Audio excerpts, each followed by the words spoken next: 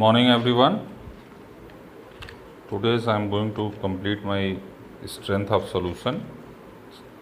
In previous video already explained the strength of solution. In this video I am going to complete the question, whatever the question given in previous video. Now I am going to give you the few relation. On the basis of that relation you will solve the problem very easily. So one relation I given and derivation is also you written in your copy, that is percentage weight by volume is equal to percentage weight by weight into that is D. That relation already explained, and how you will get that relation already explained in previous video. Now today I am going to explain you then how molarity is related with the percentage weight by weight and percentage weight by volume. So relationship between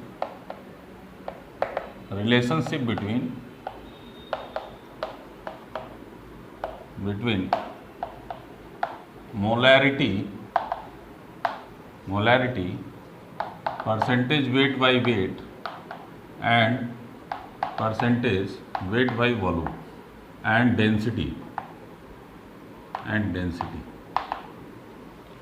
तो how will get this relationship. अगर आपको ये relationship पता हो तो आपको एक page का क्वेश्चन एक लाइन में सॉल्व कर सकते हो. ठीक है, तो मैं इसको आज बताने जा रहा हूँ. इस वीडियो में ध्यान से सुनना और समझना. We are talking about the molarity. Molarity is equal to, molarity is represented with the m, that is molarity is equal to n by v liter, that already explained in previous video. n is equal to, that is weight upon molecular weight, that n is equal to number of moles, means number of gram moles dissolved in per liter of solution is known as molarity. So that is weight upon molecular weight. And v, if v is given in ml, then v liter when you want to convert divided by 1000, so you will get 1000 upon v ml. ये formula आप पहले पढ़ चुके हो. In previous video में मैंने आपको बता चुका है इसको. अब जरा ध्यान से देखो, अगर तुमको ये फार्मूला मिल गया, molarity is equal to weight upon molecular weight into 1000 upon we ml. ठीक है, इसको इससे रिलेट कर दो परसेंटेज वेट बाई वॉल्यूम से. How will relate? Percentage weight by volume is equal to, percentage weight by volume is equal to weight of solute upon volume of solution into 100. Volume of solution into 100, that is the percentage weight by volume. अब यहाँ पे देखो, तुमको wait मिल गया, volume मिल गया और ये 1000 मिल गया. तो 1000 को 100 में कन्वर्ट कर लो.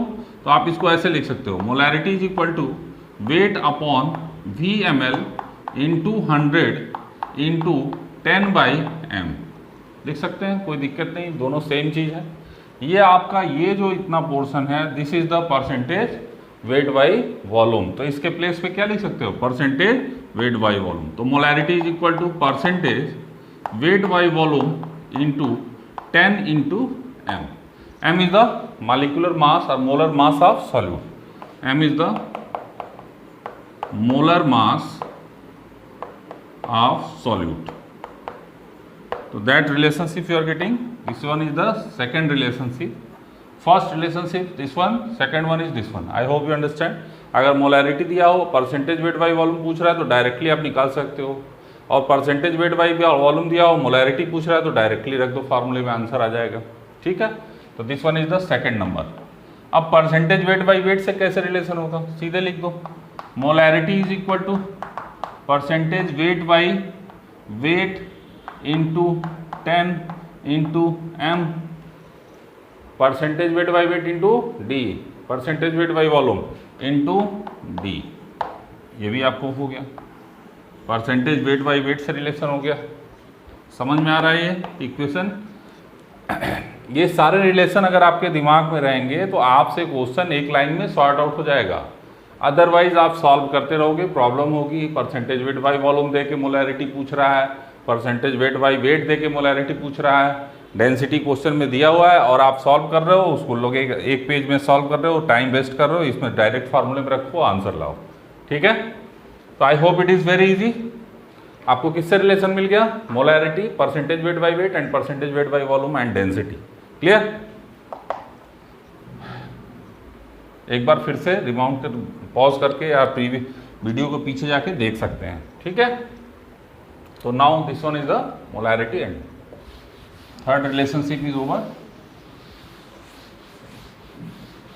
एक और रिलेशनशिप है, बहुत अच्छा रिलेशनशिप है, देखो इसको ध्यान से। Relation between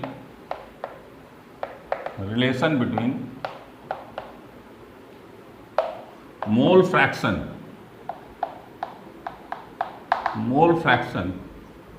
and molality. Relation between mole fraction and molality, very good relationship. इस पर न्यूमेरिकल कई बार कॉम्पिटिटिव एग्जाम में आ चुके हैं।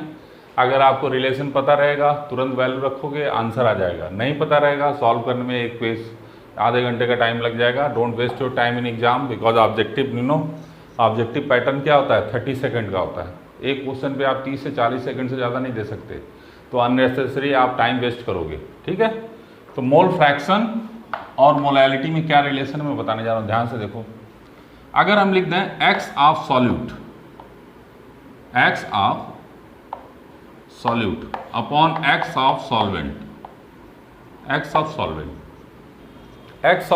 Upon X of solvent. X मतलब समझ रहे हैं ना, अगर मान लीजिए सॉल्यूट और सॉल्वेंट है, मान लीजिए ए और बी है, ये हमारा सॉल्यूट हो गया और ये हमारा सॉल्वेंट हो गया। मोल फ्रैक्शन आपको प्रीवियस वीडियो में पढ़ा चुका हूँ। ये सॉल्यूट हो गया, ये सॉल्वेंट हो गया, तो इसको हम कह रहे हैं X A mole fraction of solute, और इसको कह रहे हैं X B mole fraction of solvent. तो एक्स ऑफ सॉल्यूट और एक्स ऑफ सॉल्वेंट को एक्स ए और एक्स बी से रिप्रेजेंट कर सकते हैं, ठीक है। तो दैट इज इक्वल टू क्या लिखोगे, अब अगर आपने इसको एक्स ए लिखा है तो इसका मोल क्या हो जाएगा, एन ए, ठीक है। इसका मोल क्या हो जाएगा, एन बी।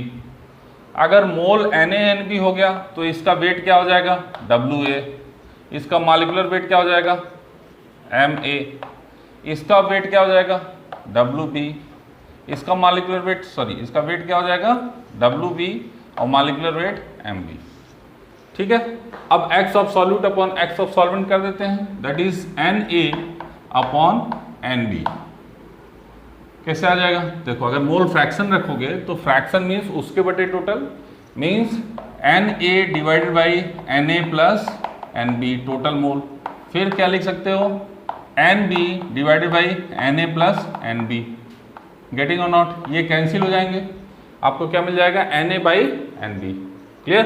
तो आप फिर से इसको लिख सकते हो, एक्स ऑफ सॉल्यूट मतलब X A divided by X B solvent, that is equal to N A by N B लिख सकते हैं। देखो यहाँ से सारे नोटेशन आप देख सकते हो, this is the solute, this one is the solvent, X A solute, X B solvent. Clear. अब Na की जगह पे क्या लिख सकते हो, Na is the moles of solute. यहाँ पे क्या लिखा हुआ है, Na और Nb क्या है, मोल्स है। This is the mole of solute and this one is the mole of solvent. सबको समझ में आ रहा होगा, आई होप। नहीं समझ में आ रहा है तो मोल फ्रैक्शन वाला वीडियो भी देख सकते हो एक बार।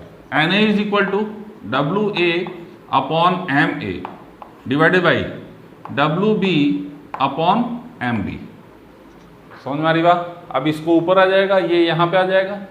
इसको और क्या लिख सकते हैं, ऐसे आप लिख सकते हो XA upon XB is equal to WA into MB upon MA into WB। ये रिलेशन आगे भी काम आने वाला है डाइल्यूट सोल्यूशन में भी। देखो WA upon MA MB upon WB, अगर हम बोथ साइड मल्टीप्लाई करते हैं 1000 से, 1000 इधर भी किससे मल्टीप्लाई कर दिया, 1000 से, तो that multiply by 1000 on both side means upper and bottom side. Clear. तो यहाँ भी 1000 से मल्टीप्लाई कर दिया, यहाँ भी कोई दिक्कत नहीं है। 10 लोग हैं, सबको बराबर बराबर देने में क्या प्रॉब्लम है, एक को ज़्यादा एक को कम देने में प्रॉब्लम होगी। क्लियर। तो WA this is the mole, this one is the weight of solvent, this one is the 1000। तो मोलैलिटी का क्या फॉर्मूला पढ़ते हो, molality is equal to WA weight upon molecular weight into 1000 upon W gram of solvent, यही पढ़ते हो। यहाँ पे भी देखो WA MA WB 1000, तो ये तुम्हारा इतना जो पोर्शन है इसमें, ये हमारा क्या हो गया, मोलैलिटी। देखो ये this one is the molality. ये फार्मूला पढ़ा चुका हूँ प्रीवियस वीडियो में, आप जाके देख सकते हो मोलैलिटी। अब इसके जगह हम मोलैलिटी लिख दें, X A upon X B is equal to M, this M is molality into M B by 1000।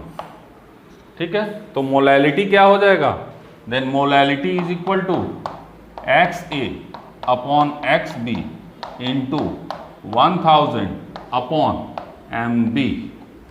M B means molar mass of solvent.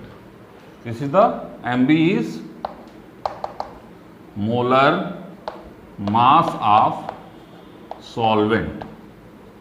तो this is the relation number 4। ये देखो सारे एक दूसरे से रिलेटेड हो रहे हैं। M B is molar mass of solvent.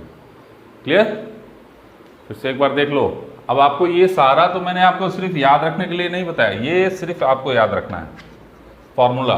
और डायरेक्ट ऑब्जेक्टिव टाइप क्वेश्चन में मोलैलिटी अगर दिया हो, मोल फ्रैक्शन के बारे में पूछे तो निकाल सकते हो।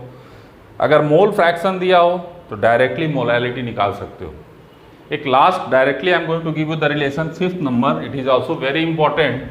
और अगर इतना आप रिलेशन याद रखते हो तो स्ट्रेंथ ऑफ सोल्यूशन से रिलेटेड क्वेश्चन आप फटाफट एक एक लाइन में सॉल्व कर सकते हो। देखो 5th relation is relationship between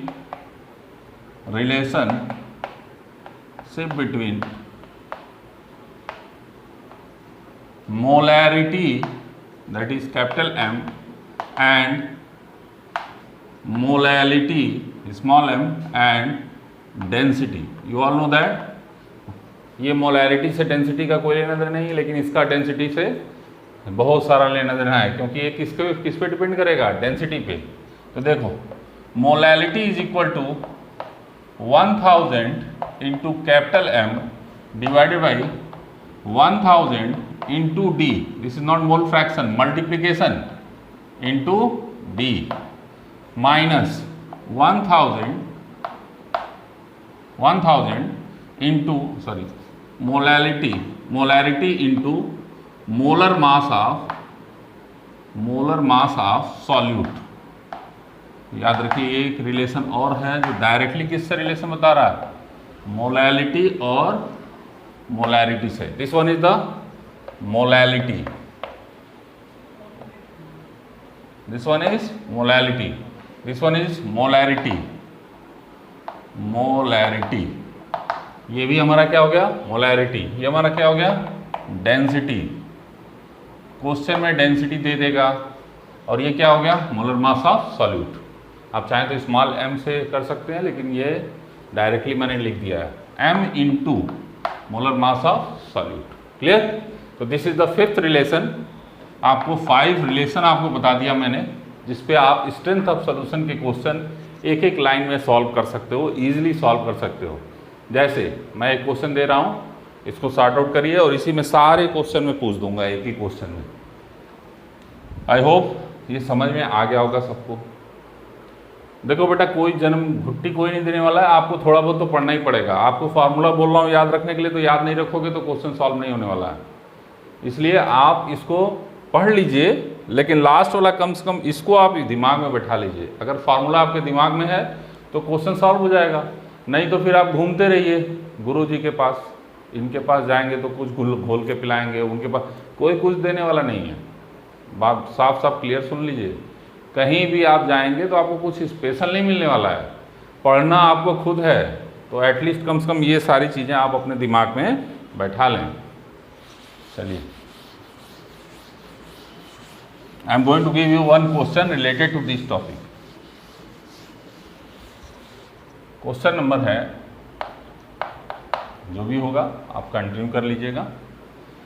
लिख लीजिए, if mole fraction of I2 in benzene, mole fraction of I2 in benzene is 0.2, that is given in question. Mole fraction of I2 in benzene is 0.2 and density of solution is 1.2 gram per ml.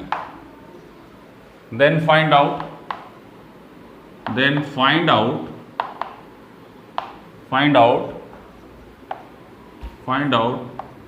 molarity capital M, molality small m, mole fraction of I2 is given. Mole fraction आप benzene पूछ सकता है. चलिए, percentage weight by volume, percentage weight by wait, सारी चीज़ें consider हो गई. Mole fraction तो एक का दिया है, दूसरे का पूछ सकता है. ठीक है, तो आप मोलैलिटी बताइए, परसेंटेज वेट बाई वॉल्यूम बताइए, परसेंटेज वेट बाई वेट बताइए. ये क्वेश्चन है. फिर से एक बार सुन लीजिए.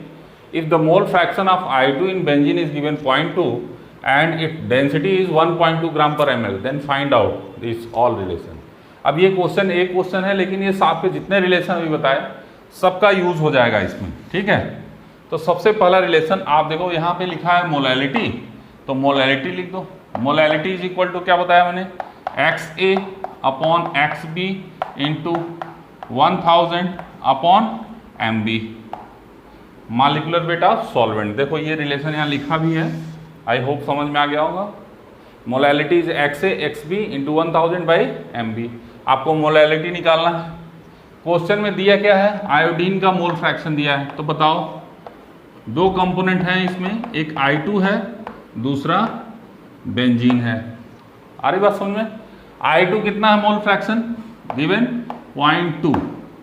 अब आपको अगर मैंने बताया था मोल फ्रैक्शन में, तो उसको बताया था कि अगर सारे कंपोनेंट एक हो, दो हो, तीन हो, चाहे जितने भी हो, सबके कंपोनेंट का जो सम होता है that is XA plus XB plus X3 और XC इज इक्वल टू 1. ये सब बताया था. इसमें दो ही कंपोनेंट हैं, तो X of I2 mole fraction of I2 plus mole fraction of benzene क्या लिख सकते हो, दैट इज इक्वल टू 1. अब X ऑफ I2 दिया हुआ है, that is 0.2 plus mole fraction of benzene क्या लिखोगे, X of benzene is equal to 1. तो X ऑफ बेंजीन क्या लिख दोगे बोलो, that is 1 minus 0.2 that is equal to 0.8. तो एक दिया हुआ था, दूसरा आपने निकाल लिया. अगर इसका 0.2 है तो आप डायरेक्ट निकाल सकते थे यहाँ, मैं तो सिर्फ आपको एक्सप्लेन करने के लिए बताया. अगर एक का 0.2 है तो दूसरे का 1 में से माइनस कर दीजिए, दूसरे कंपोनेंट का मिल जाएगा 0.8. ठीक है, बताओ इसका मालूम चल गया, इसका मालूम चल गया. मॉलिक्यूलर वेट ऑफ सॉल्वेंट हमारा क्या है, बेंजीन. ये हमारा सॉल्वेंट है, I2 क्या है, सॉल्यूट.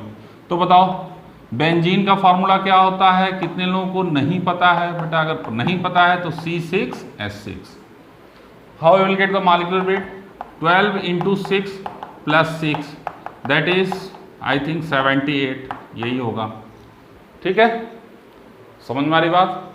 अब यहाँ पे मॉलिक्यूलर वेट भी सॉल्वेंट का पता चल गया, मोल फ्रैक्शन भी मालूम चल गया, मोल फ्रैक्शन ऑफ सॉल्वेंट मालूम चल गया, मोलैलिटी निकल जाएगा. क्या रखोगे, molality is equal to 0.2 divided by 0.8 into 1000 upon molecular weight of solvent is 78. This is the calculation. आप कैलकुलेट करके मोलैलिटी निकाल सकते हो. बताओ अगर मोलैलिटी का फार्मूला या रिलेशन नहीं पता रहता तो इस क्वेश्चन को सॉल्व करने में आपको घंटों लग जाते और आपको बहुत सारी प्रॉब्लम होती. समझ में आ रही बात. तो this is the solution of this one. अब मोलैरिटी और मोलैलिटी का रिलेशन बता दिया, यहीं पे लिखा हुआ है. बोलो, लिखा हुआ है. मोलैलिटी इज इक्वल टू क्या बताया, 1000 into M, capital M is the molarity, divided by 1000 into D, 1000 into D minus M into molar mass of solute, molar mass of solute. बोलो, इस फार्मूले से तुमको मोलैरिटी निकल जाएगी, क्योंकि यहां से तुम मोलैरिटी निकाल चुके हो. इस वैल्यू को यहां रखोगे. डेंसिटी आपको पता है 1.2. मोलर मास ऑफ सॉल्यूट आपने आयोडीन ले लिया है I2. बोलो, तो आयोडीन का कितना होता है, दैट इज 127 इंटू 2. तो I2 का करोगे तो कितना हो जाएगा, 254। बताओ ये भी मिल गया, मोलर मास ऑफ सॉल्यूट मिल गया। अब सॉल्व हो जाएगा क्वेश्चन, वैल्यू रख दे रहा हूं मैं फटाफट। तो बहुत इजी है, अगर आपको कैलकुलेशन, देखो ये चीज यहां से ले लेना, ये देखो ये चीज तुमको, ये जो है अगर आप इसको कैलकुलेट कर लोगे तो यहां रख देना, ये तुमको पता करना है। डेंसिटी 1 पॉइंट यहीं पे रख दे रहा हूं, इसकी डेंसिटी 1.2 रख देना, ठीक है। मोलैलिटी पता करना है, ये दोनों सेम चीज है। इसमें क्या रखोगे 254, ये वैल्यू रख देना। अब बताओ कैलकुलेशन तो कर सकते हो, यहां से ये निकाल के यहां रख देना। मोलैलिटी तुमको निकालना है, डेंसिटी 1.2 है, क्लियर। अब percentage weight by volume and percentage weight by weight, क्या रिलेशन बताया? Percentage weight by volume is equal to क्या बताया, बोलो? Percentage weight by weight into D, ये रिलेशन बताया हूं। और इसका मोलैरिटी से क्या रिलेशन बताया हूं? परसेंटेज वेट बाय वॉल्यूम, आप मोलैरिटी से अगर रिलेशन निकालोगे क्या बताया था? Percentage weight by volume into 10 divided by M, weight upon molecular weight, ये आपको मिल जाएगा। बोलो, ये बताया था। डायरेक्ट मोलैरिटी, यहाँ से मोलैरिटी जो निकलेगी यहाँ रख दोगे, परसेंटेज वेट बाई वॉल्यूम निकालना है तुमको, और ये 10 इंटू एम हो जाएगा। अगर अगला जो प्रॉब्लम है वो अगर करना है, जैसे आप इसको कर सकते हो, इसको आगे बढ़ा देते हैं। Percentage weight by volume is equal to क्या हो जाएगा बताओ? Molarity into M divided by 10। Sort out कर लेना, तुमको मिल जाएगा परसेंटेज वेट बाई वॉल्यूम। तीसरा क्या है? परसेंटेज, अगर वेट बाई वॉल्यूम है तो परसेंटेज वेट बाई वॉल्यूम निकाल, ये आपका निकल गया, ये आपको निकालना है, तो सीधे आपको क्या करना है? डेंसिटी से डिवाइड कर देना, आ जाएगा। अब देखो, अगर यही चीज़ तुमको फार्मूले सारे नहीं पता रहे होते तो इस क्वेश्चन को सॉल्व करने में बहुत टाइम लगता, लेकिन आपको क्योंकि फार्मूला पता था इसलिए आप इजीली इस क्वेश्चन को एक लाइन में सॉल्व कर सकते हो इजीली। तो मैं आपसे कह रहा हूँ कि 5 फार्मूले का एक वो बना लेना, जिसको बोलते हैं ना एक बॉक्स, उसको पूरा जब टाइम मिले उसको देखते रहना। इससे आपको स्ट्रेंथ ऑफ सॉल्यूशन के क्वेश्चन फटाफट एक एक लाइन में सॉल्व होंगे। नहीं तो इस फार्मूले पे बेस्ड अगर क्वेश्चन पूछ दिया तो आपको 2 पेज में सॉल्व करोगे तो नहीं होगा। डायरेक्ट फार्मूला याद है तो आप कैलकुलेट कर सकते हो। थैंक यू, इसको देख लेना। हाँ, नेक्स्ट कॉन्सेप्ट ऑफ डाइल्यूशन, उसको भी क्लियर कर देता हूँ इसी वीडियो में, ध्यान से देखना।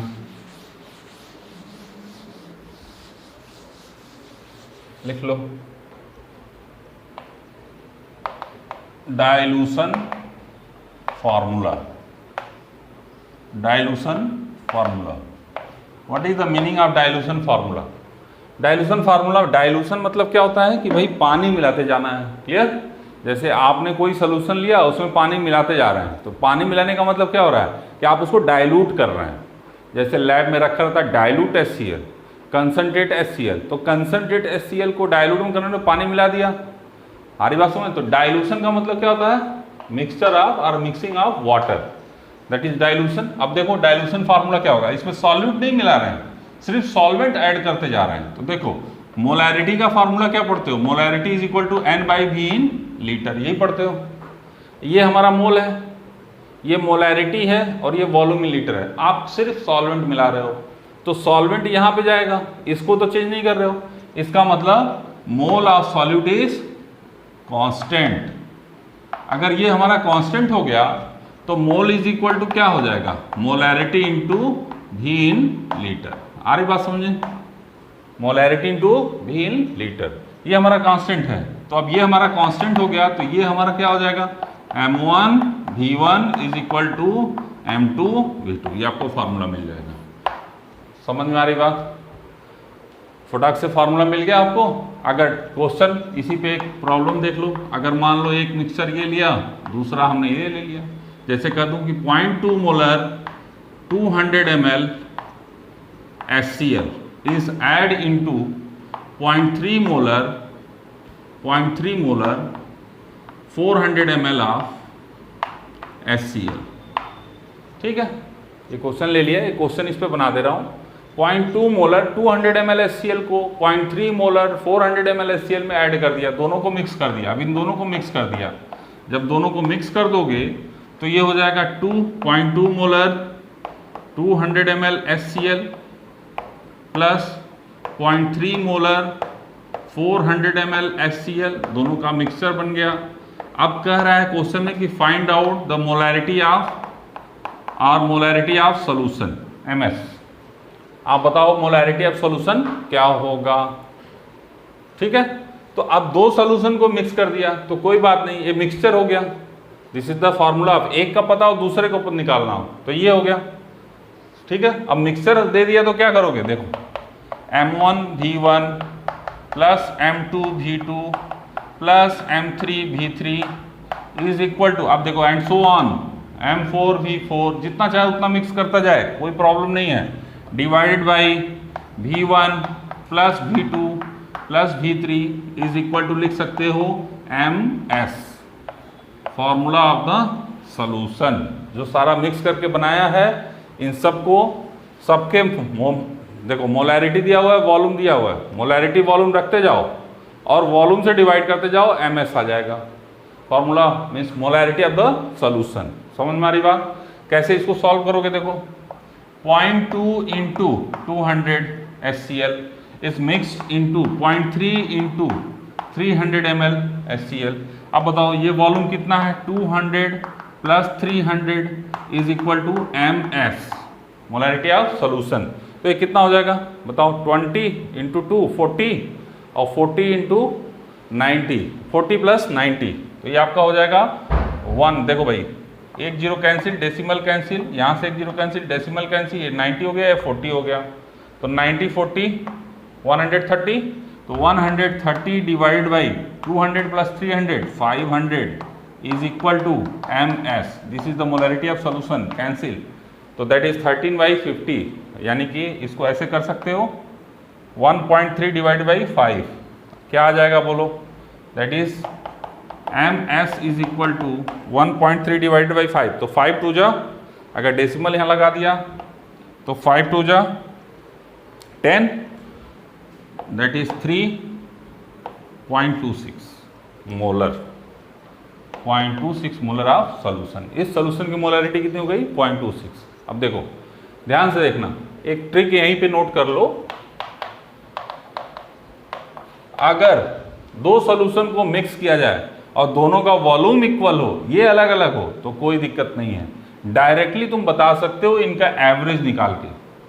आ रही बात समझ में, इतना सॉल्व करने की भी जरूरत नहीं है। अगर दो सॉल्यूशन को मिक्स किया गया है और वॉल्यूम इक्वल है तो इन्हीं दोनों का एवरेज ही हमारा क्या हो जाएगा, मोलैरिटी। एक एग्जांपल देके समझ लो, या पहले देख लो, इफ लिख लो इसको, if two solution is mixed and both having equal volume, then molarity of solution is average of molarity,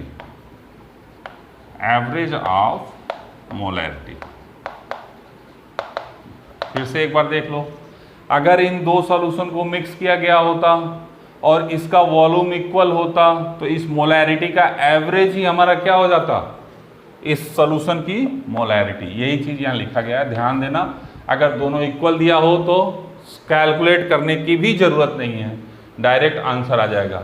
मैं एक एग्जाम्पल देके इसी एग्जाम्पल में दिखा दे रहा हूँ आपको। देखो अगर ये 400 की जगह 200 कर देता तो इक्वल वॉल्यूम हो जाता।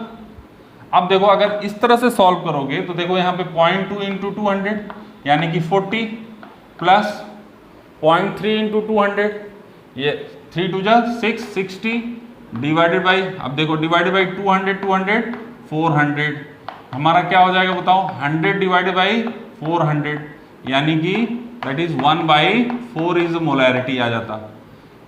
अतः और हम डायरेक्ट अगर इसको डिवाइड करके इसको ऐड करते हैं, 0.2 प्लस 0.3 डिवाइडेड बाई 2, देखो 0.2 प्लस 0.3 डिवाइडेड बाई, तो 0.5 divided by 2 that is equal to बोलो 0.2 जा 4 एंड 2 5 जा 0.25, इसको भी देखो कितना आ रहा है 0.25। समझ में आ रही बात? तो अगर आप इसको सॉल्यूशन इस मेथड से सॉल्व करोगे तो ये थोड़ा बड़ा हो जाएगा, और डायरेक्ट एवरेज वाला फार्मूला लगाओगे तो ये एक लाइन में हो जाएगा। आ रही बात समझ में? तो ये बहुत आसान मेथड है, लेकिन ये आप तभी अप्लाई करना जब दोनों का वॉल्यूम इक्वल हो। दोनों का वॉल्यूम इक्वल नहीं रहेगा तो एवरेज से थोड़ा एबव चला जाएगा। देखो ये 0.26 चला गया, एवरेज हमारा क्या आ रहा था 0.25, ये क्या चला गया 0.26। यहाँ देखो 200 की जगह क्या लिए थे 400। आ रही बात समझ में? तो this is the mixture. Understood everyone? समझ में आ रहा है ये? अब डाइल्यूशन पे अगर मान लो हमने HCl लिया, अब डिफरेंट ले तो क्या होगा? ध्यान देना, सब क्वेश्चन सब पूछे हुए हैं कॉम्पिटिटिव एग्जाम में इसके बेसिस पे। छोटा न्यूमेरिकल है, लेकिन अगर आपको नहीं आता है तो आप आंसर गलत करके आ जाओगे। जैसे सपोज अगर डाइल्यूशन पे ही बेस्ड हम डिफरेंट सोल्यूशन ले लें, जैसे ले लिया 0.2 molar and 200 ml of NaCl, ठीक है। दूसरा सोल्यूशन ले लिया 0.2 मोलर 500 ml ऑफ NaNO3, ठीक है। और कोई सोल्यूशन भी ले सकते हैं, HCl और MgCl2 भी लिख सकते हैं, लेकिन MgCl2 इसके साथ आएगा लेकिन और किसी के साथ नहीं जाएगा, ठीक है। तो ले सकते हैं। अब इन दोनों को पहले देख लो, फिर और बड़ा क्वेश्चन करा देंगे। देखो इसमें NaCl है, NaNO3 है। कभी भी मिक्सचर में याद रखना कि जब तक दोनों में से कोई एक कंपोनेंट सिमिलर नहीं होगा तो उस मिक्सचर का कोई मतलब नहीं है। देखो यहाँ पे Na सेम है, यहाँ पे Na सेम है, लेकिन ये Cl अलग है, ये भी अलग है। अब क्वेश्चन में पूछा find out molarity of Na plus Cl minus and NO3 minus. सबका अलग अलग पूछ रहा है, कैसे करोगे? देखो Na प्लस की मोलैरिटी की बात करेगा तो दोनों सोल्यूशन में Na है, तो अगर 0.2 मोलर है तो 0.2 मोलर ये भी होगा, 0.2 मोलर ये भी होगा, क्योंकि NaCl डिसोसिएट होगा तो किसमें टूटेगा? Na प्लस Cl माइनस में। तो अगर पूछता है Na प्लस का कंसंट्रेशन तो आप ऐसे करोगे, दैट इज 0.2 मोलर और 0.2 into 200 plus this one is 0.2 into 500 divided by 200 plus 500। समझ में आ गया? इसको सॉल्व कर दोगे, Na प्लस का मोलैरिटी आ जाएगा। अगर पूछता है Cl माइनस का, तो देखो वॉल्यूम को तो कंसीडर करेंगे लेकिन मोलैरिटी को नहीं कंसीडर करेंगे, क्योंकि सोल्यूशन में सिर्फ इसी में Cl माइनस है, इसमें नहीं है। तो क्या करोगे बताओ? Cl माइनस इसमें तो सीधे 0.2 इंटू 200 अपॉन, अब यहाँ तो है ही नहीं तो यहाँ पे क्या करोगे 200 प्लस 500, इसको सॉल्व और मोलैरिटी ऑफ Cl माइनस आ जाएगा। सेम एज अगर NO3 का निकालना चाहो, NO3 माइनस का, तो देखो बहुत इजी, इसमें NO3 है इसमें नहीं है, तो क्या करोगे 0.2 इंटू 500 डिवाइडेड इंटू 200 प्लस 500, ये हमारा NO3 का आ गया। मतलब जहाँ पे होगा आयन वहीं का कंसंट्रेशन ऊपर लेंगे, बाकी सबके वॉल्यूम को नीचे लेंगे। समझ में आ रही बात? तो ये हो गया डिफरेंट मिक्सचर। अब ये कुछ भी ले सकता है, NaCl, MgCl2, CaCl2, कुछ भी ले सकता है, डिफरेंट मिक्सचर ले सकता है, और डिफरेंट आयन की मोलैरिटी आपसे पूछ सकता है। I hope you will solve this question. तो this is the topic strength of solution, dilution formula based also I given the solution, how we will solve the question, and normality, molarity, that mole fraction. But in this solution, in this chapter dilute solution, we will discuss the basically relation of mole fraction as well as molality. Molality is very important for this topic because this is the part of solution chapter. So mole fraction as well as molality relation you will get in dilute solution also, like vapor pressure, relative lowering of vapor pressure, elevation in boiling point means colligative properties, then abnormal colligative properties, what is want of factor, how you will get the abnormal colligative properties, and what is the abnormal colligative property, that I will explain you. Thank you so much.